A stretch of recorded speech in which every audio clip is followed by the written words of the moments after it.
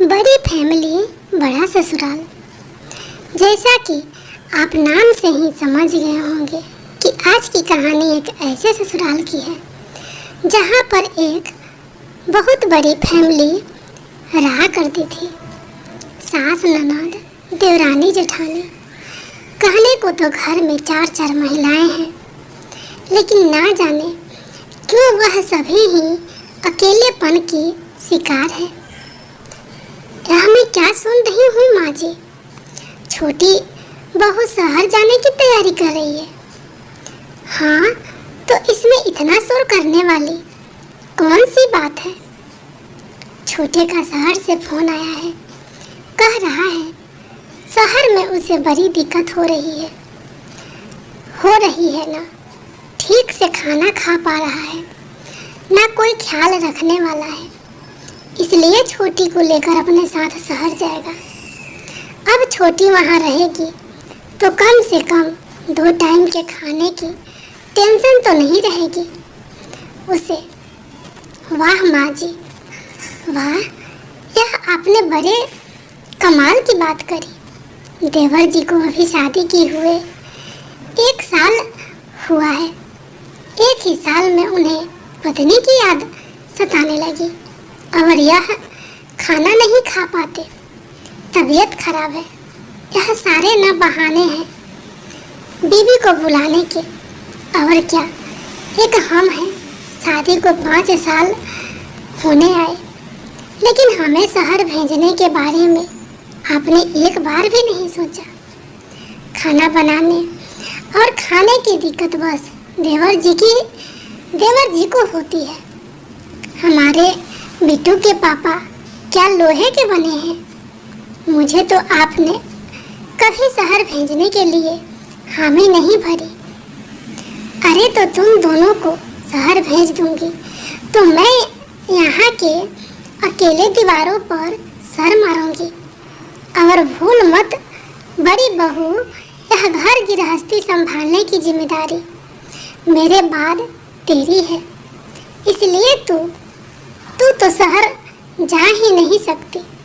इसलिए यह शहर जाने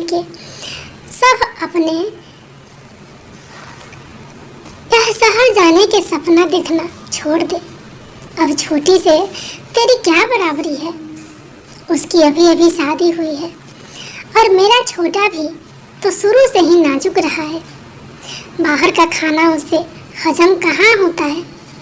इसलिए मैंने तय किया है कि छोटी बहू जाकर छोटे के साथ रहेगी और तू यहाँ गांव में मेरे साथ घर संभालेगी।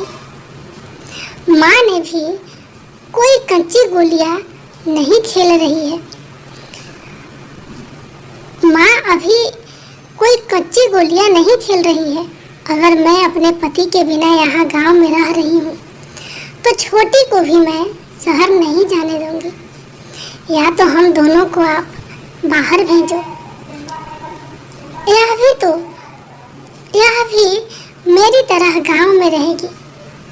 अरे भाभी, मैंने तो सुना था कि जेठानी बड़ी बहन की तरह होती है, लेकिन आप में तो बड़ी बहन वाले एक भी लक्षण ना है।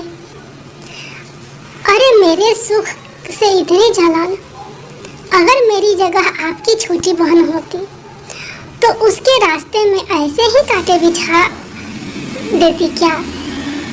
देख छोटी, तू नई इस घर की छोटी बहू है। इस नाते हर वो जिम्मेदारी और कर्तव्य जो मेरे माथे गढ़ा गया है, उसके आधी जिम्मेदारी तेरी भी है। बस अपना फर्ज निभाती रह। तुझे तेरे फर्ज के पीछे नहीं हटने दूंगी। मैं चाहे जो भी हो जाए, मुझे तुम्हारी बहन बनने का कोई शौक नहीं है। देवरानी होती है।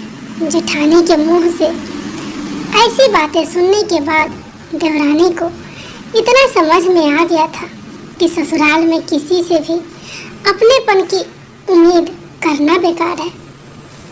एक औरत होकर ही अगर जेठानी उसकी स्थिति को नहीं समझ सकती तो किसी और से शिकायत करने का कोई मतलब नहीं है। बड़ी बहू, यह सर पर घूंघट क्यों हटा हुआ है? भूल गए कि तुम अपने ससुराल में हो। माँ जी, बहुत गर्मी हो रही है। इतनी गर्मी में सर पर घूंघट लेकर किचन में खाना बनाने से दम घुटने लगता है, इसलिए मैंने सर पर से पल्लू हटा दिया। और वैसे भी इस समय तो रसोई में हम दोनों देवरानी जेठानी के अलावा कोई और है ही नहीं। मुझे पहरा पढ़ाने की कोई ज़रूरत नहीं है बड़ी बहू। अगर कोई आएगा तो पहले क्या तुझे चिट्ठी डाल कर आएगा? कोई रसोई में हो या ना हो, जो इस घर की परंपरा है उसे तुम्हें निभाना ही होगा। और गर्मी क्या आज पहली बार पड़ रही है? आज से पहले गर्मी देखी तुमने? थोड़ा सा गर्मी में खाना बना दोगी तो पिघल नहीं जाओगी। अरे हमने 30-30 लोगों का खाना बनाया इतनी गर्मी में। ससुर, जेठ, सास, किसी के सामने जो 1 इंच का भी घूंघट हमारे चेहरे से हटा हो। हमने तो खुद इतनी छूट दी हुई है तुम्हें कि हमसे तो घूंघट करवा नहीं रहे, बस बाहर करना है। उतना करने में भी आफत आ जाती है। दोनों देवरानी जेठानी को ठीक ही कहता है, आजकल की लड़कियों को जितना छूट दे दो उतना ही सर पर बैठने की कोशिश करती है। सास के जाने के बाद इतनी गर्मी में खुद तो सासू माँ पूरा दिन मैक्सी पहनकर घूमती है, तब भी हाय गर्मी चिल्लाती रहती है। और हमसे चाहती है कि हम साड़ी पहनकर 24 घंटे घूंघट करके रखें। अरे बहू को इंसान ही नहीं समझती है। मुझे तो हैरानी इस बात की है कि माँ जी यूँ तो खुद एक औरत है, उन्होंने खुद जीवन भर साड़ी पहनी है। कम से कम उन्हें तो हमारा दुख दर्द समझना चाहिए था, लेकिन नहीं, वह तो परंपराओं के नाम पर बस टर्चर कर रही है हम दोनों को। अरे पिछले आधे घंटे से देख रही हूँ मैं आपको, जब देखो तब बस मोबाइल में लगी रहती हो। बताओ ये, यह लो, रख दिया मैंने फोन। हम शादी क्या हुई ऐसा लगता है? मैं तो हंसना मुस्कुराना ही भूल गई हूँ। इस घर में कोई हंसने बोलने वाला नहीं है मेरे साथ। दिन भर आपका इंतजार करो कि आओगी तो थोड़ी देर मुझसे बात करोगी, मेरा भी तो कुछ मन हल्का हो जाए। पर आप तो आते ही मोबाइल लेकर बैठ जाते हो। औरतों की तो जिंदगी ही खराब है। पूरा दिन घर गृहस्थी में पीसो और उसके बाद कोई कदर करने वाला नहीं होता। अरे ऐसे कैसे कह दिया तुमने? तुम 3 औरतें हो। अरे घर में खूब गप्पे लगाया करो। ऐसे कैसे तुम अकेली हो गई? अकेली तो वो औरत होती है जो पति के साथ घर में अकेली रहती है। यहाँ पर तो मम्मी है, भाभी है। दोस्ती बढ़ाओ सबके साथ। तुम्हारी मम्मी और भाभी कुछ भी हो सकती है, लेकिन मेरी दोस्त नहीं हो सकती। आपकी मम्मी को तो सास बनने से ही फुर्सत नहीं है, वह मेरा दोस्त क्या बनेंगी? जाने क्यों मुझे ऐसा लगता है कि मेरी जिंदगी तो अकेले दीवारों से बात करते करते ही बीत जाएगी। घर से बाहर दोस्तों से मिलने के लिए समय नहीं होता, और घर के अंदर इतना लंबा चौड़ा परिवार होने के बाद भी बिल्कुल अकेलापन है। इस घर में कोई ऐसा नहीं है जिसके साथ मैं अपने मन की बात कर सकूं। देवरानी की यह समस्या सुनने के बाद आप लोग ऐसा मत समझिए कि यह सिर्फ छोटी बहू की समस्या है। अरे भाई, समस्या से तो उनकी सासू माँ और बड़ी बहू भी उतने ही परेशान है, क्योंकि घर में सास बहू, छोटी बहू, देवरानी जेठानी सारे रिश्ते निभाने के लिए तो हर समय तैयार रहती है, लेकिन एक दूसरे का सुख दुख बांटने का इनके पास बिल्कुल समय नहीं है। मम्मी, शुक्रवार को मैं अपने ससुराल वालों को लेकर आपके यहाँ आ रही हूँ, आप तैयार कर लेना। अरे बेटा, यह तो बहुत खुशी की बात है कि तू अपने सास ससुर और जेठ जेठानी को लेकर यहाँ आ रही है। तू चिंता मत कर बेटा, मैं उनकी मेहमान नवाजी में कोई कसर नहीं छोड़ूंगी। वो क्या है ना माँ, मेरे ससुराल वाले 2 दिन के लिए घर पर ही रुकेंगे, उसके बाद उनकी 4 धाम यात्रा की टिकट है, उसके लिए निकल जाएंगे। बेटी से फोन पर बात करने के बाद अर्चना बहू 2 दिन बाद भावना अपने परिवार को लेकर आ रही है। देखो, उसकी खातिरदारी में कोई कमी नहीं रहनी चाहिए।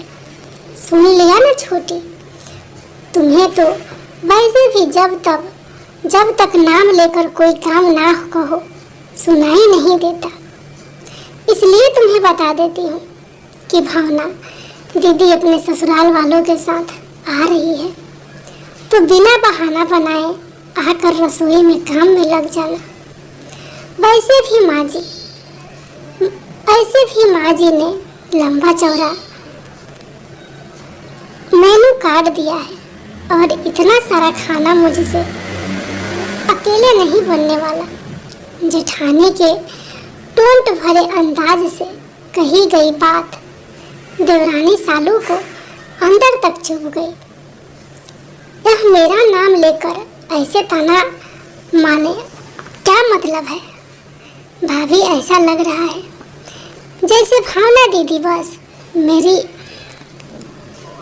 ननद है, आपकी कुछ नहीं। अरे, उनके लिए कुछ भी बनाकर आप मुझ पर एहसान कर रही हो क्या? मुझ पर ऑर्डर चलाने से बेहतर होगा कि आप अपने कामों पर ध्यान दो ना। दोनों देवरानी जेठानी को तू में करते देख सास कविता का पारा भी 7वें आसमान पर पहुंच गया था। अरे देवियों, बस करो, बात बात पर लड़ाई झगड़ा करना ही आता है क्या तुम दोनों को? तुम दोनों बस दिन भर एक दूसरे के काम में कमी निकालती रहती हो। कान खोल कर सुन लो, दोनों क्या क्या बनने वाला है मैं अभी बता रही हूँ।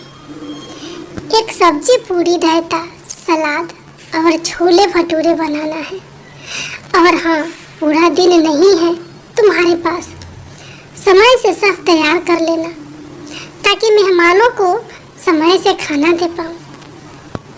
सविता ने बहुओं पर हुक्म चलाकर अपना कर्तव्य निभा लिया था, लेकिन सास की बताई लंबी चौड़ी लिस्ट को तैयार करते हुए दोनों बहुओं को कई घंटे तक पसीना बहाना पड़ा था। शाम के समय ननद अपने पूरे परिवार के साथ मायके पहुंच गई।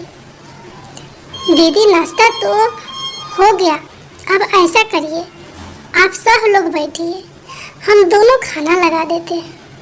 अरे भाभी, ऐसे कैसे, आप दोनों कब खाएंगे? अरे नहीं दीदी, आप खाइए ना अपने ससुराल वालों के साथ, सबको खिलाने के बाद ना हम सबसे लास्ट में खाएंगे। हमारी टेंशन छोड़िए। ऐसे कैसे भाभी? अच्छा, ऐसा करो, अभी ना पहले सारे आदमियों का खाना लगा देते हैं, उसके बाद दोनों मम्मियों को देंगे और फिर हम तीनों लास्ट में खाना खाएंगे। बोलो कैसी रही? हम अरे नहीं दीदी, बहुत लेट हो जाएगा, आप बैठिए ना, हम सबका खाना साथ में लगा रहे हैं। हमारा क्या है, हमें तो आदत है। अरे भाभी, आप बस मेरी बात मानो, कुछ लेट नहीं होगा। ननद की बात मानकर दोनों देवरानी जेठानी मिलकर पहले घर के सभी आदमियों का खाना लगा देती है। आदमियों को खाना खिलाने के बाद वह अपनी सास और ननद की सास का खाना भी परोस दी है। दीदी, मैंने कहा था ना, आप खाइए। अब देखिए, पूरियाँ खत्म हो गई, सलाद भी खत्म हो गया। ऐसा करिए आप और भाभी खाने के लिए बैठिए, मैं गर्मा गर्म पूरियाँ उतारती हूँ।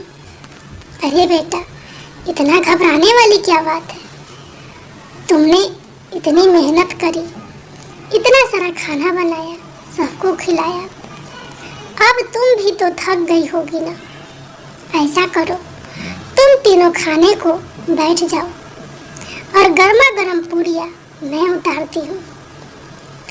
अरे बहन जी, आप हमारी मेहमान हैं, आप क्यों बनाएंगी? आप चिंता मत करिए, छोटी बना लेगी। कैसी बात करती है बहन जी आप? बना तो वो लेगी, बना तो लेगी ही, लेकिन हमें भी तो उसकी थकान और परेशानी को समझना चाहिए ना। इन्होंने सबके लिए भोजन बनाया, गर्मा गर्म परोस कर खिलाया।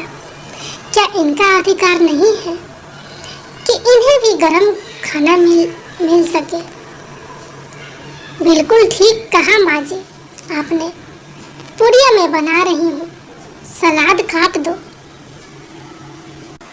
बहू की बात सुन शांति देवी बड़ी बहू के साथ मिलकर खाना लगाने लगती है। बड़ी बहू, यह साड़ी तुझ पर ज़्यादा अच्छी लग रही है, इसे तुम ही रख ले। अरे नहीं नहीं माँ जी, आपके ऊपर ज़्यादा अच्छी लगती है। बल्कि सच बताऊँ तो आपके ऊपर सारी साड़ियाँ अच्छी लगती है। अरे बहन जी, आप ही बताओ, बड़ी बहू इस साड़ी में अच्छी लग रही है ना? लग रही है कि नहीं? मैं कुछ समझी नहीं बहन जी। यह साड़ी दरअसल है किसकी? अरे बहन जी, हमारे घर में ना साड़ी किसी एक की नहीं होती। एक साड़ी को हम तीनों सास बहू पहनते हैं। जिसके ऊपर ज़्यादा जच जाए वही रख लेता है, वरना तीनों बारी बारी से पहनते रहते हैं। दीदी, क्या आपकी सासू माँ आपके ससुराल में भी ऐसे आपके साथ रहती है? इतने खुश मिजाज, अपने हाथ से बनाकर खिलाने वाली भाभी। हम तीनों सास बहू देवरानी जेठानी बिल्कुल दोस्तों की तरह रहते हैं, एक दूसरे के सुख दुख में काम आते हैं और अपनी यज्ञों के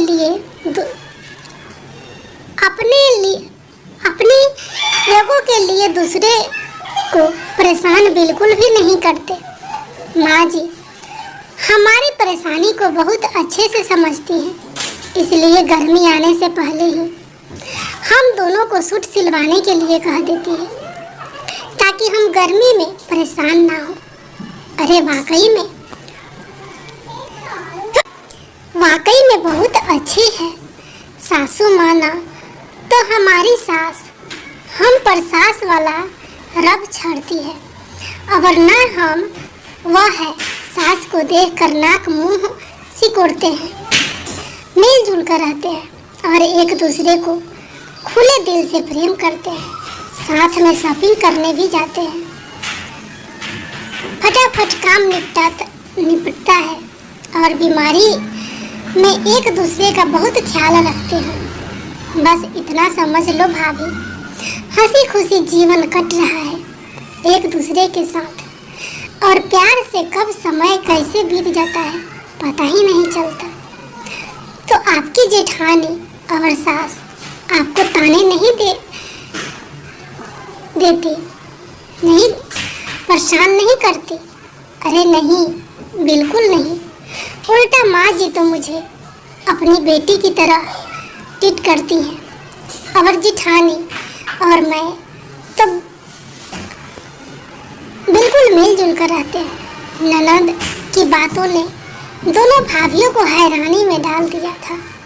कुछ देर बाद, माँ, क्या आप भी दोनों भाभियों की तरह मेरी सास के बर्ताव को देखकर हैरान हो? हाँ बेटा, पूछना तो मैं भी यही चाहती थी कि क्या वाकई समधन जी अपने हाथ से पकाकर तुम्हें खिलाती हैं? हाँ माँ, इसमें कोई झूठ नहीं है। माँ जी हमें अपनी बेटियों की तरह मानती हैं। और सच बताऊं तो मैं आज अपनी जिठानी और सास को मायके लेकर भी इसलिए आई हूँ ताकि आप देख सको कि एक घर में 3 औरत खुशी खुशी भी एक दूसरे के साथ रह सकती है। जरूरी नहीं कि घर में 3 औरतें होगी तो लड़ाई झगड़ा करेगी। कुछ दिन पहले, स्नेहा बेटा कब आएगी तू? तेरी बहुत याद आ रही है। अरे बेटा, तेरे आने से ही तो घर घर लगता है, नहीं तो मुंह बंधे पड़े रहो अपने कमरे में। क्यों माँ, आपको कब से बात करने वालों की कमी होने लगी? 2 भाभियाँ हैं, उनसे जी भर के बातें किया करो ना। अरे बेटा, दोनों भाभियाँ क्या अब मेरे साथ बैठकर गप लगाएगी? अरे सास होती है, बहू की मजाल क्या कि वो आकर साथ बैठे। वैसे भी दोनों की दोनों पक्की कलेशन है, बात बात पर बस कलेश मचाए रहती है। उनकी बात छोड़ बेटा तू। अरे मम्मी, अगर वो दोनों कलेश करती है तो आप तो समझदार हो, आप समझाया करो ना। घर का माहौल ऐसे बनने क्यों देती हो? आप लोग और छोटी भाभी को अभी आए हुए 1 साल हुआ है, इतनी जल्दी वो भी लड़ने झगड़ने लगी क्या? अरे बेटा तू छोड़ ना, कहाँ इन दोनों नालायक के चक्कर में अपना दिमाग खराब कर रही है। तो यह बता, बस कब आ रही है तू? अब आप इतनी जिद कर रही हो तो ठीक है, मैं बात करती हूँ आशीष से और फिर आपको बताती हूँ। मम्मी कुछ ज़्यादा ही परेशान लग रही है, भाभी से बात करके देखती हूँ आखिर मजरा क्या है। माँ की बताई बातों को समझने के लिए स्नेहा बड़ी भाभी को फ़ोन लगाती है। कैसी हो दीदी? ससुराल में सब ठीक है ना? मेरे यहाँ तो सब ठीक है भाभी, आप बताइए वहाँ सब ठीक है ना? आप कैसी हैं? हाँ वैसे तो सब ठीक है, घर में किसी बात की कोई कमी नहीं, लेकिन जाने क्यों सब कुछ होते हुए भी ना खाली खाली सा लगता है। भाभी की बात सुनकर मुझे समझ में आने लगा था कि बात क्या है। जिसे अकेलेपन से आप परेशान हो, उसी अकेलेपन से भाभी भी जूझ रही थी। और वैसे कहते हैं ना, घर में चाहे लाख दौलत भरी हो, अगर संबंधों में मिठास ना हो तो जीवन का कोई मतलब नहीं रह जाता। और आप यह तो जानती हो ना कि एक औरत अपने जीवन में रिश्तों की तमाम सीढ़ियाँ चढ़ती है। बेटी और बहन के बाद पत्नी, देवरानी, जेठानी, बहू, सास तमाम किरदार निभाती है, फिर भी कभी अपने ही किरदारों के साथ दोस्ती नहीं कर पाती। आप भी तो कल तक किसी की देवरानी थी, बहू थी, फिर आज अपनी बहुओं की समस्या पर आंखें कैसे मूंद लेती हो? माँ, औरत होने के नाते आप तीनों सब कुछ बन गई, लेकिन दोस्त नहीं बन पाई एक दूसरे की। जिस दिन आप अपनी बहुओं से दोस्ती कर लोगे, यह अकेलेपन आपको छोड़कर चला जाएगा। तो बिल्कुल ठीक कहती है बिटिया, अपनी बहुओं की तकलीफ को तो मैंने कभी तकलीफ माना ही नहीं, कभी उनके साथ हमदर्दी नहीं दिखाई, कभी प्यार से उनकी तरफ देखकर मुस्कुराई नहीं, साथ में बैठकर कभी बातें नहीं की, बस हमेशा अपने सास होने के गुरूर में चूर रही। जैसी राह मैंने दिखाई वैसी राह पर मेरी दोनों बहुएं चली। घर का माहौल ही ऐसा हो गया कि सब अपने अपने में रहने लगे। अगर अब आपको अपनी गलती का एहसास हो गया है माँ, तो अभी भी अपने अंदर सुधार ला सकती हो। आप बदलो तो दोनों भाभियाँ भी अपने आप बदल जाएंगी। स्नेहा की बातों का माँ कौशल्या पर गहरा असर हुआ था। कुछ ही दिनों में कौशल्या निवास के रीति रिवाज बदल गए थे और अब वे तीनों सास बहू दोस्त बनकर खुशी खुशी साथ रहने लगी।